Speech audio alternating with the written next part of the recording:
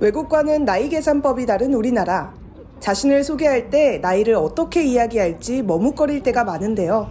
오는 6월부터는 만 나이로 이야기하면 됩니다. 법적, 사회적 나이를 만 나이 하나로 쓰도록 지난 연말 민법과 행정기본법이 개정됐기 때문인데요.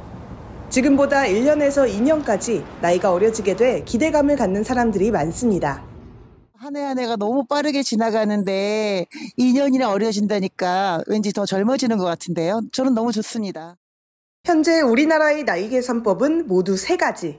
한국식 나이인 새는 나이는 태어나자마자 1살이 되고 다음해 1월 1일이 되면 1살씩 늘어나는 식.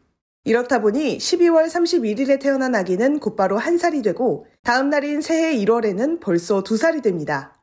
연나이도 존재하는데요. 현재 연도에서 출생연도를 빼는 방식입니다. 이와는 달리 만 나이는 태어나면 0살, 생일이 지날 때마다 1살씩 늘어나는 식. 만약 올해 1월 2일에 태어나면 0살, 1년이 지난 내년 같은 날에 1살이 되는데요. 생후 1년 미만은 개월수로 표시됩니다. 결국 만 나이로 하면 지금보다 최대 2살까지 줄어드는 겁니다.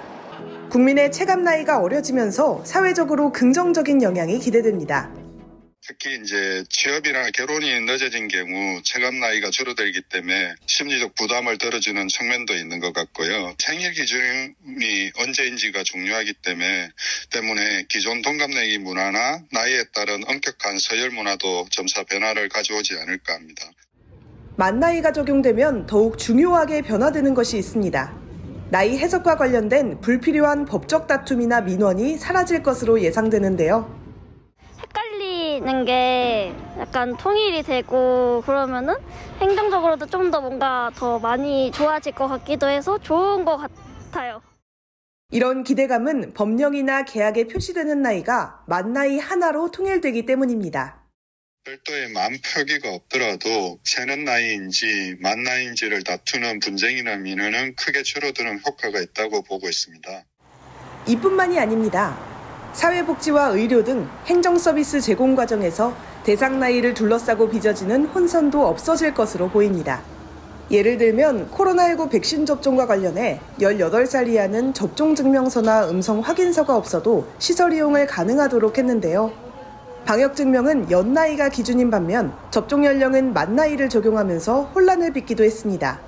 하지만 만 나이로 통일되면 이 같은 문제가 사라지고 불필요한 사회적 비용 부담이 없어지게 됩니다. 여기에다 대부분의 다른 나라에서 만 나이를 쓰고 있는 국제 기준과 보조를 맞출 수 있습니다. 다만 연나이를 기준으로 하는 청소년보호법이나 병역법 등 일부 법률은 여전히 혼선이 우려되는 실정. 이에 대한 정비 작업도 올 상반기에 추진됩니다. 술, 담배 구입 연령이라든지 병력 등 국민생활과 밀접한 사항이 많아서 만 나이 기준으로 변경하는 것이 적절한지에 대해서 소관부처와 협의해서 연나이 규정 법령 정비 여부를 추진해 나갈 계획입니다. 오는 6월 이후 새로운 나이 문화가 자리 잡게 되면 우리 생활에 다양한 긍정적 효과가 예상됩니다. 혼선을 주는 여러 나이 계산법이 만 나이로 통일되는데요. 우리 생활과 밀접한 만큼 6월 시행을 앞두고 치밀한 사전 준비와 홍보가 뒤따라야 할 것으로 보입니다. 국민리포트 문그린입니다.